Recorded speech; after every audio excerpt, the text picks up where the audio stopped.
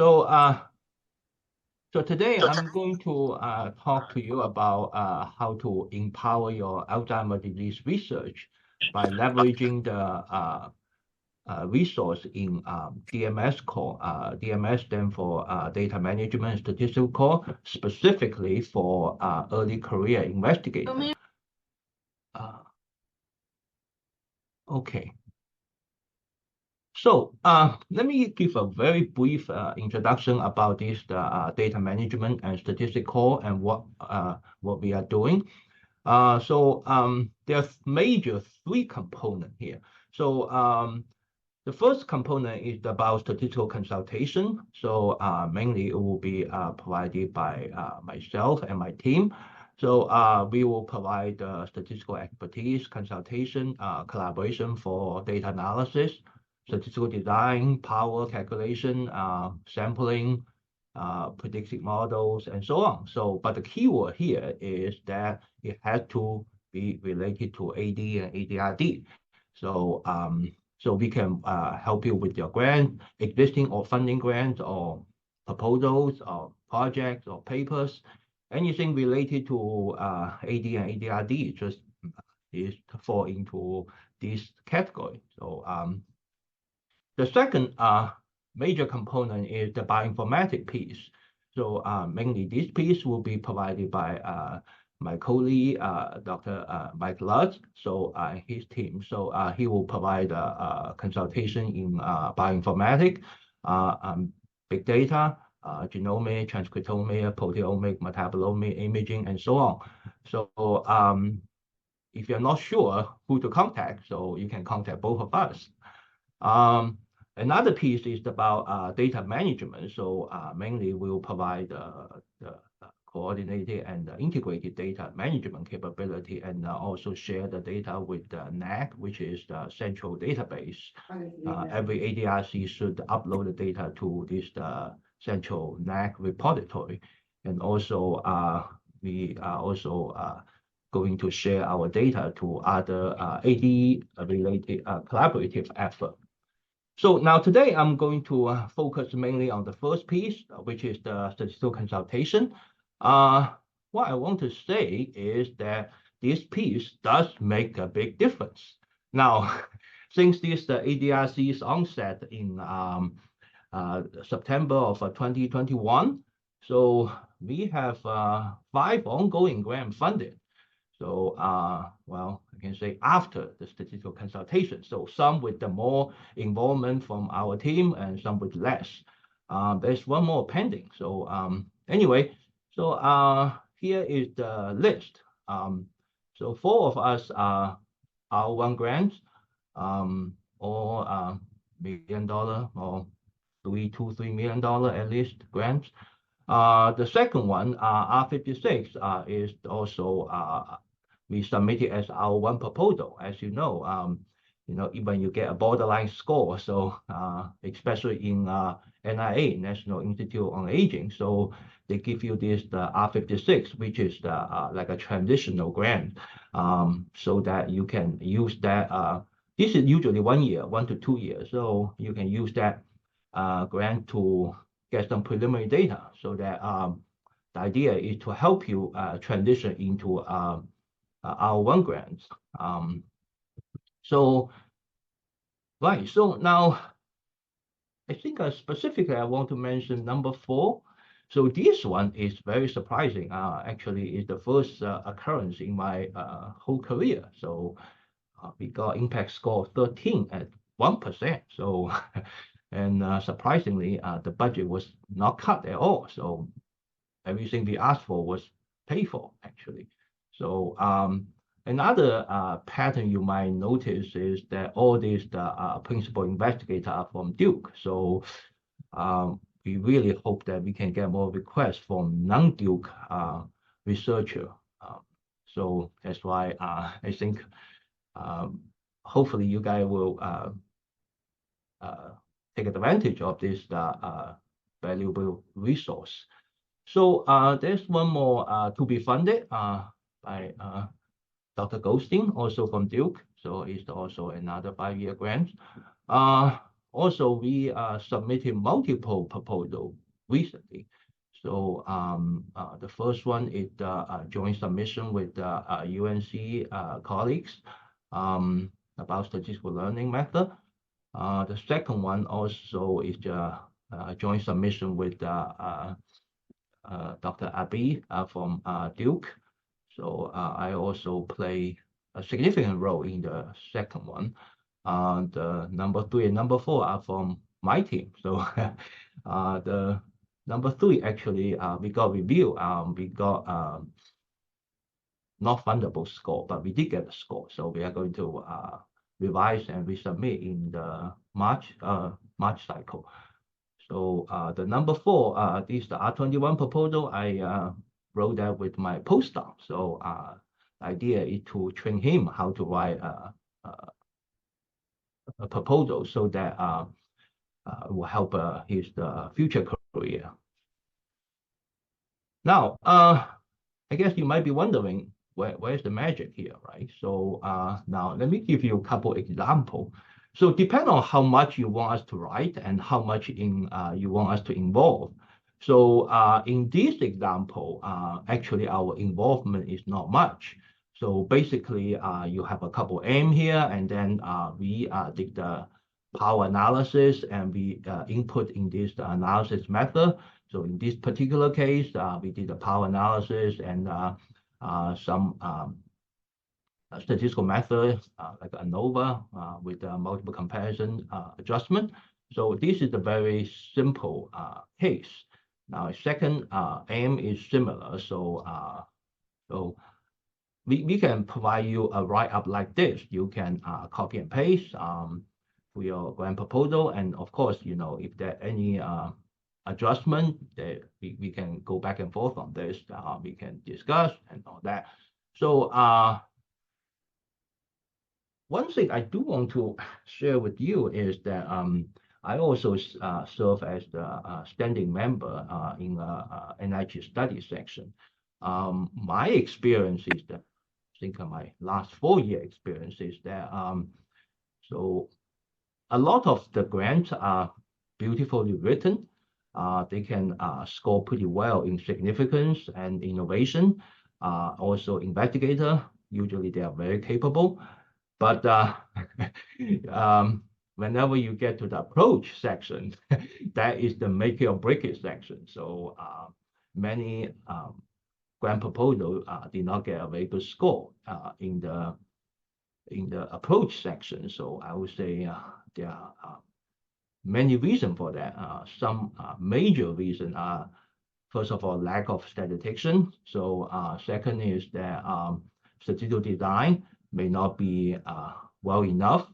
And third is that the method they adopt may not be the most appropriate method to analyze their data. And number 4 is that I would say lack of sample size or lack of statistical power. So I I don't want you guys to get a ding on this point, but so to avoid that, so I would say it's always a good idea to have some statistician look at your grant proposal before you submit. I think this is critically important.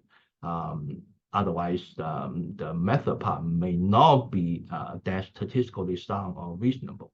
So that's what I want to emphasize. Now, this is a simple example, and another example is like this.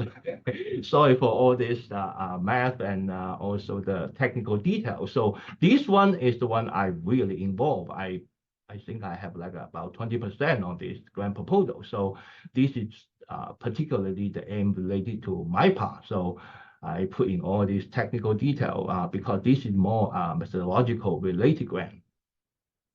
So it could be something like this. Now, there are many ways you can involve our team. For example, if you just want to get some consultation, you can certainly do that. You don't need to involve our effort. On the other hand, you could involve our effort something like 5% or 10%, something small. so that we can help you along the way in your funding proposal. So, but for the proposal phase, you don't have to pay because this part is already covered by NIH grant. And also like if you want to have some significant methodological piece like this one, we could have maybe a larger percentage of effort, such as 15 to 20%. So depend on how much we involve. So that's this one. So how do you request and how do you reach us? So the best way is to get to our website. So here there is a link in investigator resource. You click on that, or this one. I think this link is on the homepage. So if you click on this, the Duke-UNC ADRC resource request, you can fill out the questionnaire. So and put in some details about what you want to request. So that request will get routed to us. So that's how you get started. Now, also, I want to bring to your attention that we have another page detailing all this data resource. So, for example, this study is the Duke-UNC memory and aging study in young cohort. So here on the right-hand side, show you sample size and some basic breakdown information in some variables. So if you are interested in those study, you can also request. And also, I want to bring your attention to this ARENA web page, so that this one show you the you can explore the data set available. So you can, for example, here you can explore this memory and aging study, and then you can see what kind of data it has, whether it fit your research need. Okay. Again, if this is of interest to you, you can request the data. And then this is our email information. You can also find this on our webpage. I want to stop here and please ask questions.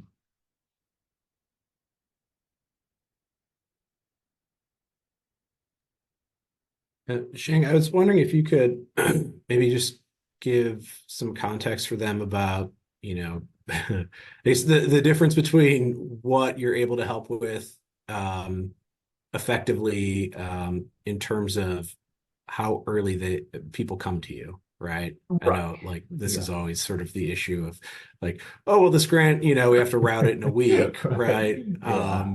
And obviously just to sort of underscore the whole earlier the better aspect.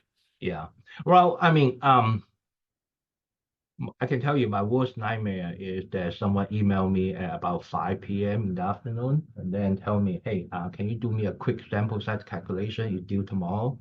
Well, I got this kind of email quite often, honestly. Well, in this case, usually I would do my best to help, but I can tell you, usually the sample size calculation is not that quick because there might be a lot of back and forth involved here in order for us to do a good job. So I would say, again, the earlier the better. I would say if you can involve us in the design phase, that would be ideal. Please do not wait until the last minute because we depends whenever we get close to the deadline, usually in February, June, and October, we get pretty busy. So please do not wait until the last minute. So if you give us at least like 2-3 weeks, that would be great. Yeah.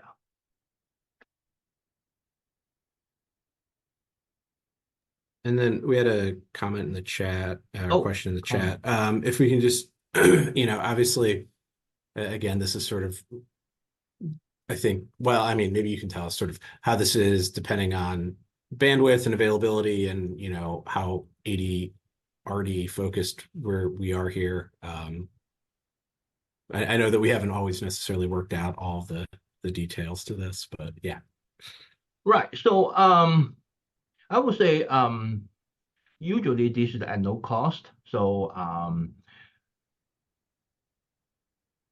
well, let me say it this way. So if your grant is already funded, right? So it depends. So if you just want to have some quick consultation, usually that is no cost, right? If it involve some more detailed analysis, you may use the existing grant to budget some effort. Usually for the grant proposal phase is no cost because the grant is not funded yet, right? For the ongoing project or paper, so it also depends on whether that is funded or not funded, right? So I mean, if it's funded, it also depends on again how much involvement you have, right? So if it involves a lot, so it's better to cover some percentage of the effort of the team. If it's not funded, so which is also fine, usually we can help you with some analysis, but in that case, we may not be able to do all the analysis and in great detail for you. Most of the time, I think we can kind of provide expertise about what to do, not exactly to do it for you. So I don't know if that kind of answered the question. Is it like the right bound here, Heather? Well, yeah, I guess from the administrative core point of view is like kind of the way that we look at this is a service of the center. We're happy. I mean, I think the consultation is a rich thing and something that benefits everyone. I think what's generally reasonable to expect is that like an hour or two will be freely given. An hour or two to sort of talk about your design, to talk about your study, to plan things out, to get you started with some things. If it becomes more than an hour or two, and even if it is an hour, I mean, if 30 people at the same time are asking for an hour or two, no one's ever expected to spend their entire Saturday and Sunday giving free hours to consultation, but generally that doesn't happen in an hour or two. You can get, I think if the meter starts going over an hour or two, then you need to kind of be thinking to yourself like, okay, this is probably where I need to go to my mentor and say, we need to think about if we can get some effort for someone. Now, if it happens to be a month where things are kind of quiet and Shane feels like under his time as the CMS core statistician, he still has some hours covered by the center, and then you just got lucky that month. Does that help kind of put some like concrete thoughts around the way I see this is more like this is the seed money, right? So to help everybody who need this. So without really getting too involved into each individual project. But for the proposal, we usually do our best to help you get funded. Yeah, right. And with the proposals generally, right, I mean, there may be more than an hour or two of work on the front end, and the expectation, of course, is that, there's 5% or 10% or whatever written into the grant budget, right, for the statistician to have support should the grant be funded, right? And so that's just sort of, the thing about you can't build to a grant that doesn't exist yet, and you want to maximize the chances that grant will get funded. So any question from the audience, early stage investigator, researcher? Well, I can say so far I haven't got any requests from university other than Duke and UNC, so I'm looking forward to it. Yes, so we have some sort of like prioritization-ish, right, around the rec scholars getting some help. Although I don't know that any of them have actually used it yet. Sheng? Not, I think one or two, not a lot. So you're welcome. If you're a rec scholar, you're welcome to contact either Mike or myself. So so we are happy to help. Even for the proposal development or submission phase, yes, definitely. Excellent. Any other questions, or we can, if one comes to mind, we can always do it at the end. We'll have some extra time. Because if not, we'll go ahead and Yep. turn it over to Jerry. Thank you. Shane.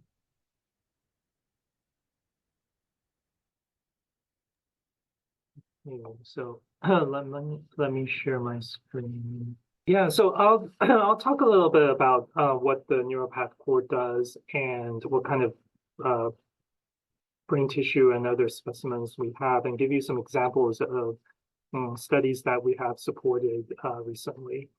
So the neuropath core and the brain bank is primarily responsible for participating in brain donation autopsies, where we dissect brain tissue for diagnosis and also for banking.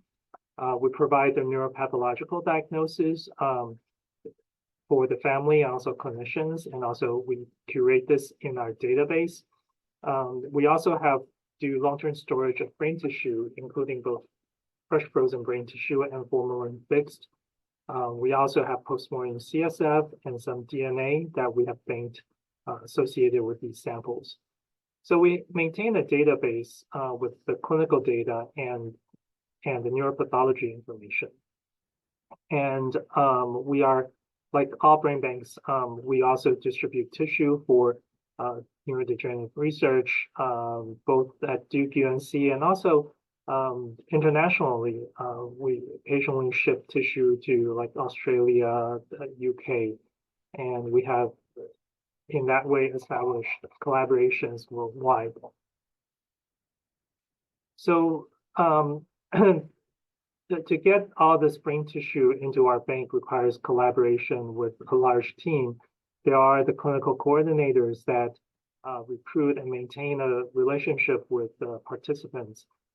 There is the hospital team, including the decedent care and autopsy team that handles the transportation and the logistics of when a participant passes. And then finally, the piece that we come in is we come in during the autopsy to take the fixed tissue for neuropathology diagnosis and CSF and frozen tissue for biorepository.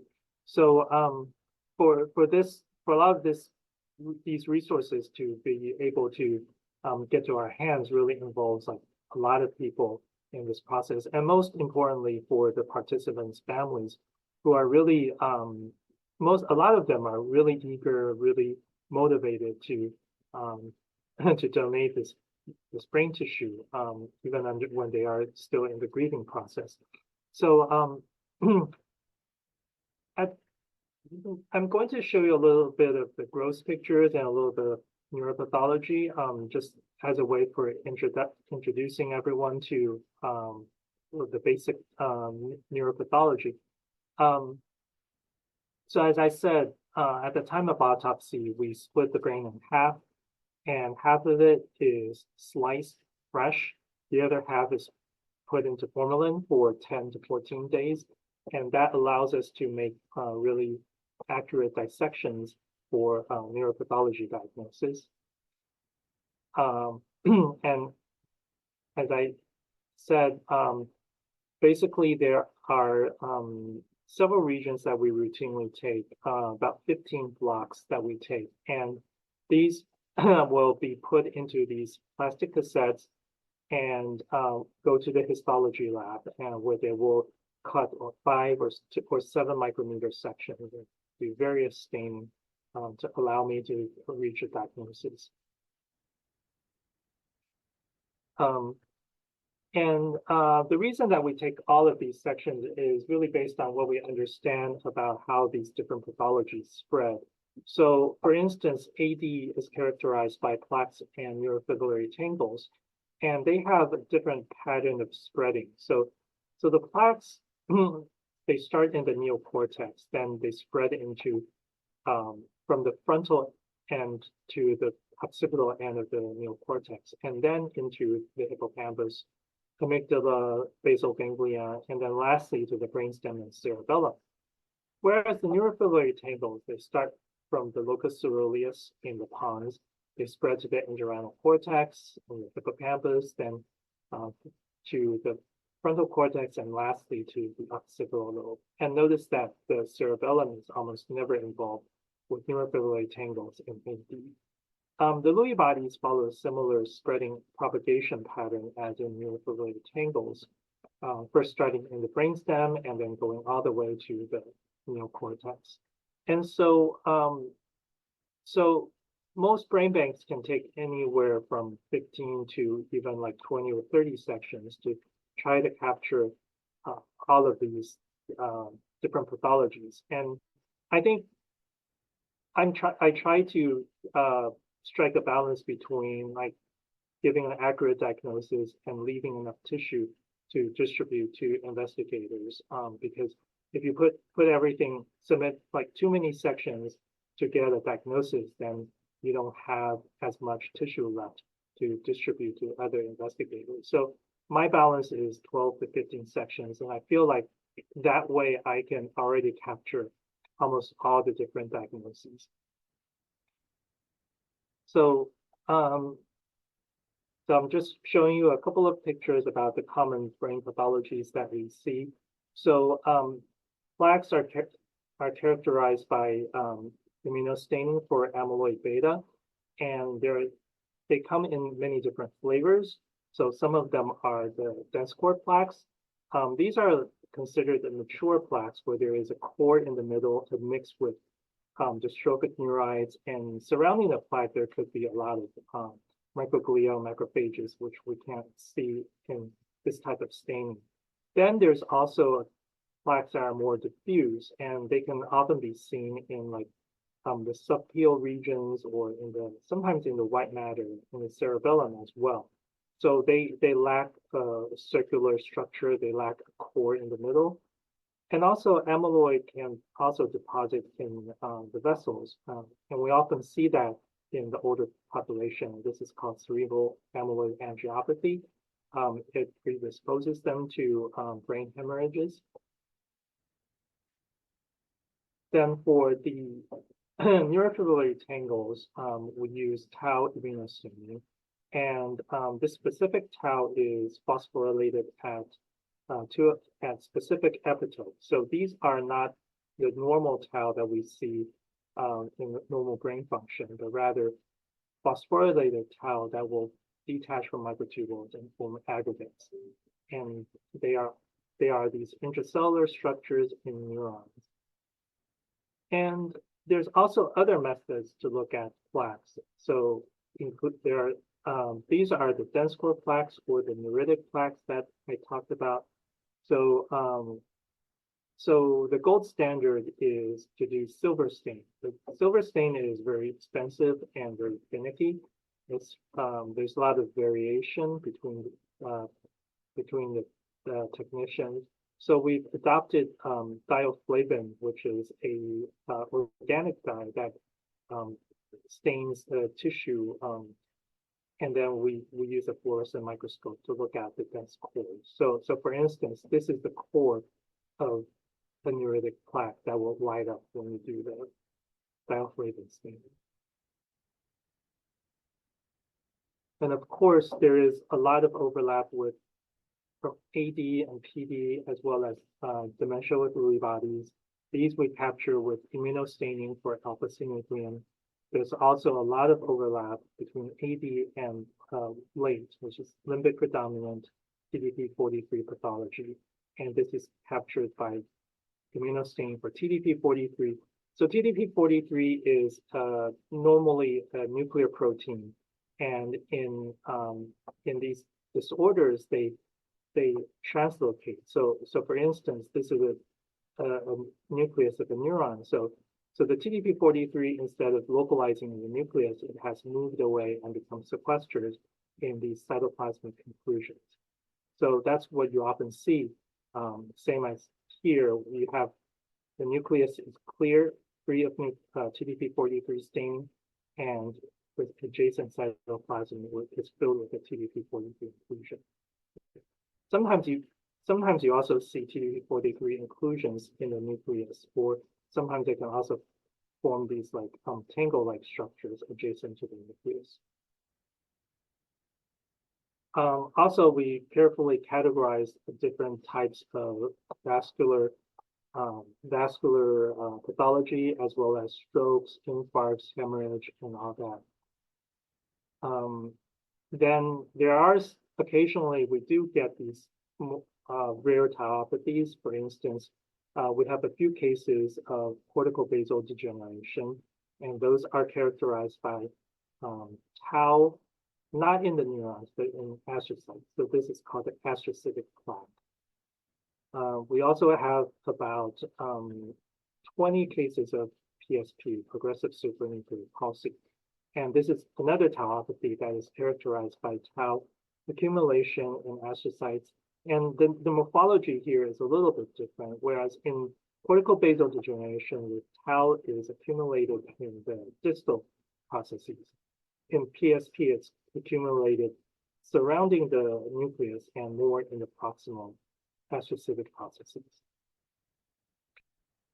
So this is a sample neuropathology report that I often give out. So very in the aging brain, it is very rare to have like a pure AD or a pure PD.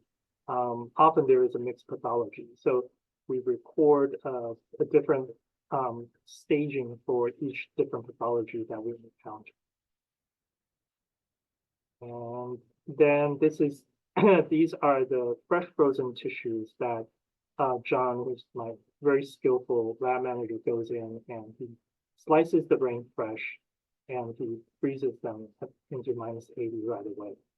And so in the brain bank, we have about 1,100 brains, over 400 CSF samples, and 6,200 DNA samples. And this is just a rough count. We have 750 brains with AD and related dementias, 250 brains with other neurological disorders, and 200 normal controls. So this is quite a valuable resource, especially for normal controls. And the controls are actually the most often highly sought after tissue. That's what a lot of banks don't have. And so these are some of the studies that we conducted over in the past 4 or 5 years. Some of them are more like conventional clinical neuropathological correlation analyses. Like for instance, when this categorization of late came out, we looked at the clinical and the neuropathological characteristics of late. And later on, we were invited to participate in this larger consortium study, which basically is a collection of data from 13 different community-based cohorts, and where we definitively determined the frequency of late across different AD pathological severities. There's also other studies that we could do. This is a study in collaboration with Bin Shu at NCCU, where we're trying to develop site-specific phospho-tau epitopes as biomarkers. But we in addition to providing the brain tissue and CSF for testing, we also did immunostaining for these various different phospho-tau antibodies. We were able to do whole slide scanning, whole slide imaging, and either use machine learning based analysis software, or just by quantifying the pixel, coming up with an unbiased measure of tau burden in different brain regions. We'll also have a lot of frozen brain tissue, which we have supported multi-omic studies over the years. And most recently, this is a collaboration with UCSF, where we were able to profile all of the major cell types, including endothelial cells, smooth muscle cells, parasites, and we were able to even segregate the brain endothelial cells into different subclasses, the venous, arterial, or the capillary endothelial cells. Once the brain tissue has been quickly frozen in -80. It could last very long. We have people using tissue that's been banned for 20, 30 years, and they still get very good RNA quality and able to support this type of research. So I will stop here and acknowledge my co-directors, Carol Colton, collaborators, Todd Cohen over at UNC, John Urban and Aaron, who are at the neuropathology core. And the brain bank is located in the Bryan building, second floor. That's where all the tissue is kept.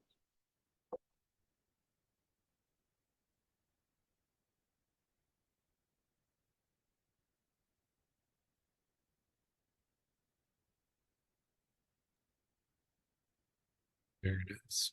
It is a huge resource. Let's see if any of the either folks outside of Duke or the junior investigator crew have any thoughts or questions, or sort of how-tos for accessing.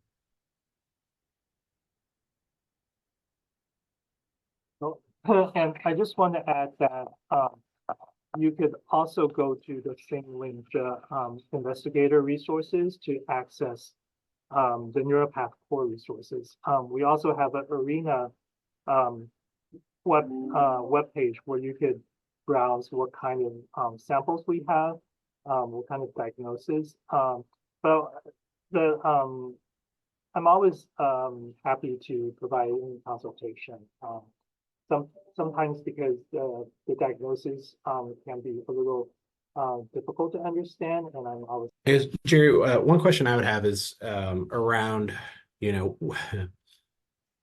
for studies where, there's some reason to select a certain, tissue from a specific brain region, but maybe it isn't, there's sort of a cost benefit analysis in terms of availability and accessibility versus having the exact sort of tissue that one wants. I wonder if you could sort of speak to, what gets requested a lot, and then like on the other side of that, what there's probably more of and more easy access to. Like, I know the hippocampus is typically like, in high demand. Right. Yeah, that's a great question. So typically, people who study AD wants to start with hippocampus and entorhinal cortex. People who study PD, DLB want substantia nigra.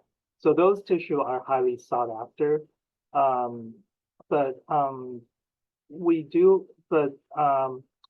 Just keep in mind that just because these brain regions are hit really early in the disease process, so by the time that the person dies, these brain regions are really most of the time are already very severely affected, and so it may not be the most beneficial or the best area to study.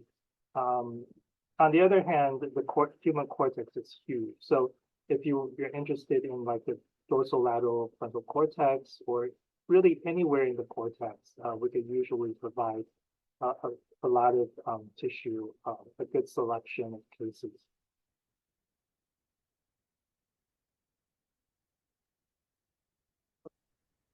And then could you just talk a little bit about, because it'll differ, I suppose, from site to site, but I believe there's a standard like approved MTA. Yes, so we do have a standard MTA. So basically, so the MTA is pretty easy to execute, unless like the partner institution has some edits. Then it goes back and forth a little bit. Otherwise, it's a very standard MTA. And for folks internal to Duke, do you still do an MTA, or do you end up adding them to like a master IRB? I suppose that would be kind of burdensome. Right. So there for Duke investigators, we don't need an MTA. Okay. there is, and also for Duke investigators, there is an IRB that basically just says that we provide the identified tissue. And so it's for people who have, like in departments where maybe there's, CRU, and really hard to get an IRB. We have some ways to help them out. I just want to add that because we are a shared resource and a core facility of Duke, so there is a price associated with each sample, but the price is not zero. I think it's pretty reasonable.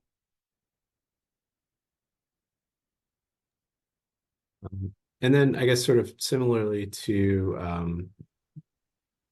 our sort of conversation earlier about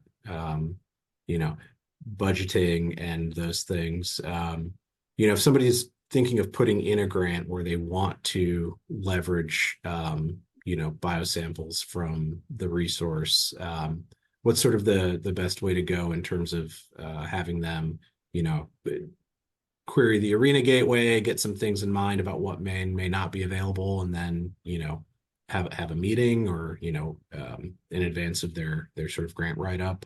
What would you sort of suggest as the lowest friction approach? Right. I suggest that just go into the resource request and request for a meeting, and I could and then we could talk about like what kind of samples we have, what is feasible, what is not, and we don't really need to get in. So we don't, unless you are ready to submit a formal resource, a formal request. Otherwise, we don't really, we don't really provide like quote. I don't charge for my consultation time, and usually it doesn't take that much time. Usually it's like a 30 minutes to 1 hour, and that's usually enough to clarify what kind of tissue is available, what is feasible. Perfect. All right. Any other questions? Unless I see a question pop up in the chat or hand get raised, then I will stop here and thank our speakers for sharing this. I think it's really a huge wealth of available resources, both from the data side and the specimen side. I think when you're trying to build a research program or project as a young investigator, oftentimes the two biggest difficulties are, getting the stats and analytic support you need, and then obviously finding access to biospecimens that are useful for your studies. And so hopefully, the ADRC as a center can reduce some of those hurdles and get more folks engaged with doing this type of either biomarker based or tissue based study. And if you know someone who wasn't on the call who might be in need of this information, please pass it on. Yeah, and send them the Arena link. You can spend probably a good 30 minutes on there, like cross-secting and dissecting the list. And, I'm not sure if this was mentioned, but like there's like race and ethnicity data in there as well. So you can subset the lists down and see how many, whatever, rack stage, whatever African-American tissues might be available for what you want to do. And so that's really, really useful. And I will say that we're actively working on having more of those. So we have a special autopsy program and also several other kind of initiatives going on. The thing about an autopsy and brain donation program is that we don't take the brain until the person who's consented dies. And so there's a wait time when you enroll people. There's a natural wait time before we actually see that tissue in the bank, but those are very precious donations.